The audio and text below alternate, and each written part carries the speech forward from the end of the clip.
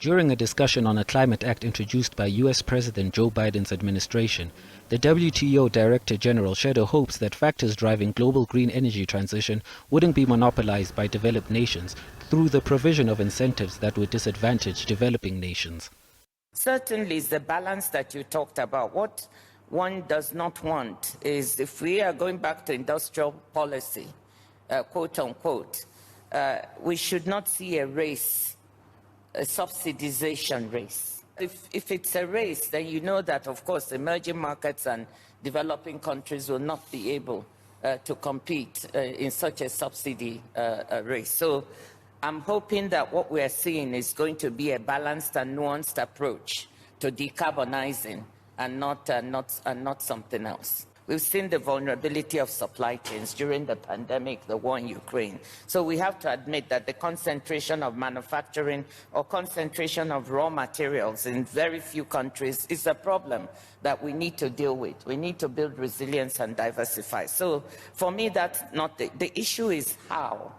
How do we do this? And I think the question of building resilience, we should have a broader mind frame.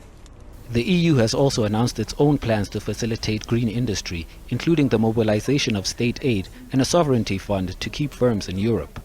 And I know that in Europe, some people are criticizing IRA.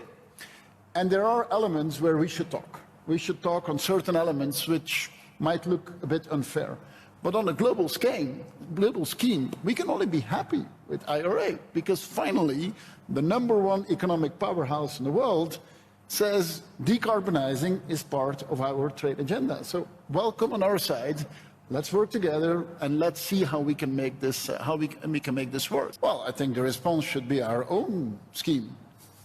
We should make our own scheme, and it should not be copying what IRA is doing. I mean, we have our own advantages, and we should play on our own advantages. If you look at the technological side, in hydrogen, in offshore wind, and so on, actually Europe is leading in these domains compared to the United States, because we've invested in them much earlier. So we should come with our own scheme, which is more tailored to what our strengths are, and I don't think it's actually complementary to what the United States is doing. Germany's economy minister has also said that gas storages stood at 90% in January, with increased capacity built in commendable time. He said the maintenance of a low gas price was key to managing and reducing the recession that's threatening Europe and Germany.